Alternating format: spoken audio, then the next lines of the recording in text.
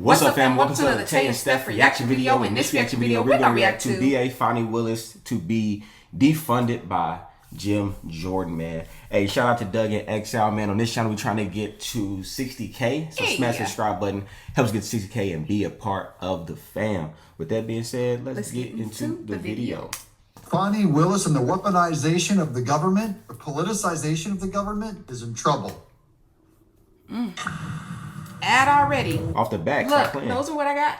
Oh, they listening to us. Jim Jordan is passing stuff. This is going to affect Fani Willis. We got our buddy Harrison Floyd, who's now got something in the appeals court against Fani Willis. Her butt is in a sling, or I should say her butt's in the meat grinder. Welcome to Doug in Exile. This is where the happy patriots are. Oral arguments are set to begin October 4th in the Court of Appeals. Let's read these documents together on Fani Willis. Look, now here's the Twitter of the House Judiciary GOP. Breaking: Jim Jordan submits legislative proposals to defund lawfare by Jack Smith, Fani Willis, Alvin Bragg, and Letitia James. Now, this is one way that Jim Jordan can stop these things, is they control the purse. They control the budget, so they can just drain the money out. They can literally zero out Jack Smith's salary. Also, no money for new FBI headquarters. That's the bonus of this episode, because they're also weaponized, politicized, and working for one party. So now let's not build your $200 million headquarters. I think it's in Maryland. Read the full appropriations package here, and we're going to get to some of this. Here's funding for the FBI headquarters, prohibition on use of funds. None of the funds made available in this act may be used to build the new FBI headquarters in Greenbelt. Recession on use of funds, the $200 million made available to the General Services Administration for the Federal Bureau of Investigation headquarters. That's a lot of money. I wonder what they're gonna put in there. A gym, right? New kitchen. Consolidation pursuant blah blah is hereby rescinded. Now this all still has to be approved, but this is how you submit your budgets to. We'll see the letter at the end. It's to Tom Cole, is who got these. Judges will decide if Fulton County District Attorney Fani Willis should be disqualified.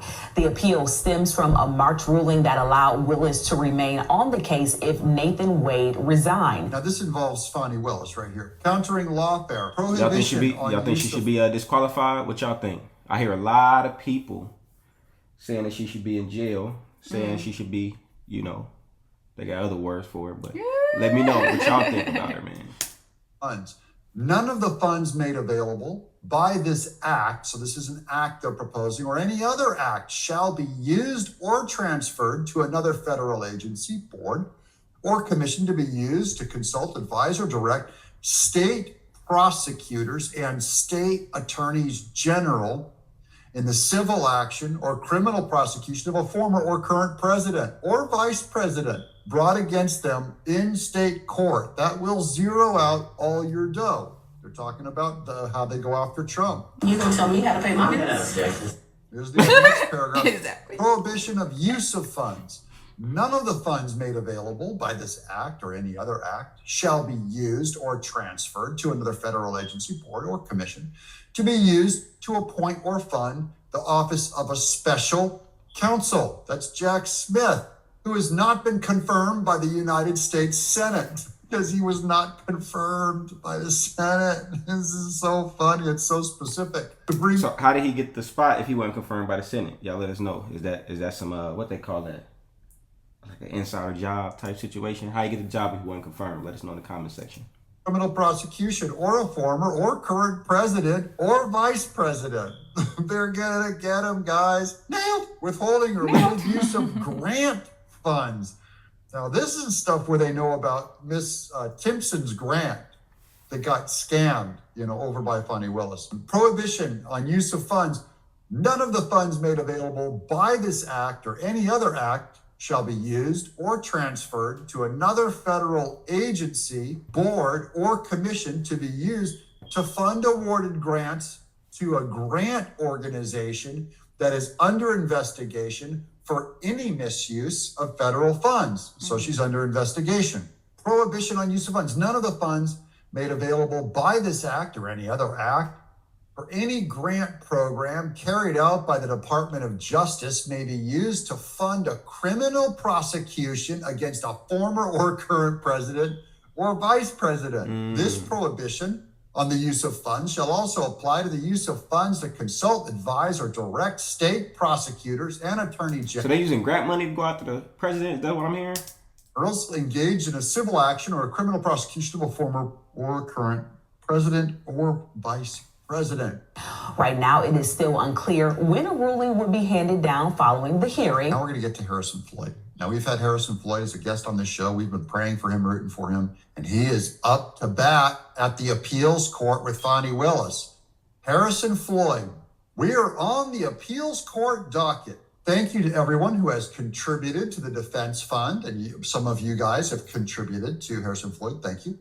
Or prayed for us. We've all prayed for him, I hope. Prayers are free. Without you, we wouldn't be able to keep fighting. Together, we will hold Fulton County accountable. Now, here is his legal document. I don't need to read a lot of it, but I'm just going to get you through the big stuff. Here it is at the top. Court of Appeals of Georgia. This has notice of docketing, a direct appeal.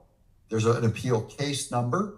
There's a date of the docketing. That's June 3rd. Style, Harrison Floyd versus the state. Oh, I like the sound of that. How about you guys? Don't forget to subscribe if you like the sound of Harrison Floyd versus the corrupt state.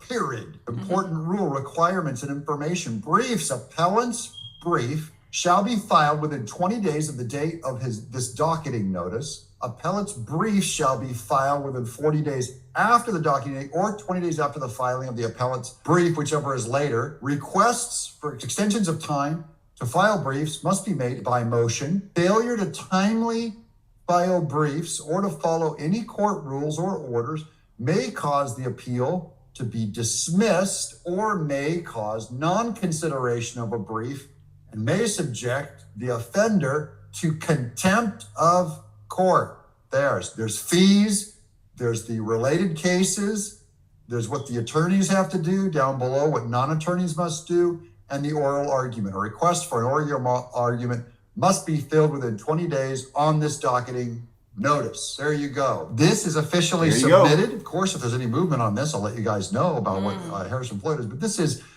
2 fronts of trouble against Fani Willis. This is like an update on how, in her case, by the way, they're not going to get Trump in time, guys. She's not going to get to it. He's too busy. And they're still going for appeals. And she's still being submitted to boards under the Republicans within Georgia. I'm Doug in exile. Man, y'all make sure y'all go subscribe to Doug in Exile, man. Spread the word, spread the word. Everybody need to be aware. Let everybody know what's going on, man. That's what we're trying to do. Trying to make ourselves aware. Y'all comment in the comment section down below what y'all think that they should do with Fani Willis. You know what I'm talking about? Whew. That's hey, man, don't forget to like and subscribe to this channel. Help us get to 60K. Hey. We love you guys. We'll see you guys in the next video. Peace.